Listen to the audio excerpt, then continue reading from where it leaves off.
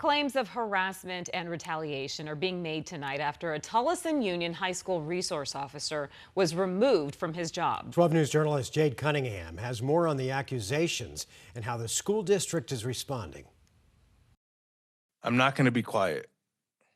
I'm going to say what I have to say. Tolleson police officer Eric Hendricks speaking at the February 11th City Council meeting. I'm here today to share concerns that weigh heavily on my heart. 4 days after he claims he was pushed out as one of Tolleson Union High School's resource officers. I've experienced working in a hostile work environment and continuous harassment from the school district and the superintendent pressuring me to leave the Tolleson High School. It stems from 2 events. The first, seen here on September 27, 2024, as Hendricks escorted a female student to the office. The person she'd been in a relationship with comes out the door. Hendricks takes him to the wall and throws a punch. It also shows the student possibly headbutting Hendricks. He continuously told our principal, Felipe Mandaraga, that I displayed police brutality. He's referring to Superintendent Jeremy Caius, who's disturbed by what the video shows. The city has investigated the situation, which took several months, but on their end, they say they don't see anything wrong. I disagree. I do see something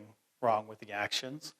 Our contract states that if I notify them, that they're supposed to replace the SRO within 72 hours. Caius says he first notified the city on October 18th requesting a SRO replacement. But Hendricks stayed on campus. He says an investigation found no wrongdoing. The officer then claiming the district for months surveillanced and harassed him, persistently asking he be removed. I felt the immense pressure from the school district that they wanted me gone. Then on February 6th, another incident involving a disorderly student. He didn't seem too fond of complying with me. I took him to the ground, as that's the easiest way to effect an arrest for an uncompliant subject. I didn't have any trouble with him intervening. I don't have any trouble with the student being restrained. I didn't think it was necessary to take the student down to the concrete. I thought that was a little bit excessive. But at that point, when I'm reviewing that video, the question that I had for my principal was, why is Officer Hendricks still on the campus? Because the chief just promised us that he would be replaced no later than the end of last week. The next day, Caius says he directed Hendricks not come to campus, a decision that for him doesn't sit well. So I'm extremely embarrassed and hurt that I had to leave the place that I loved without telling my side of the story.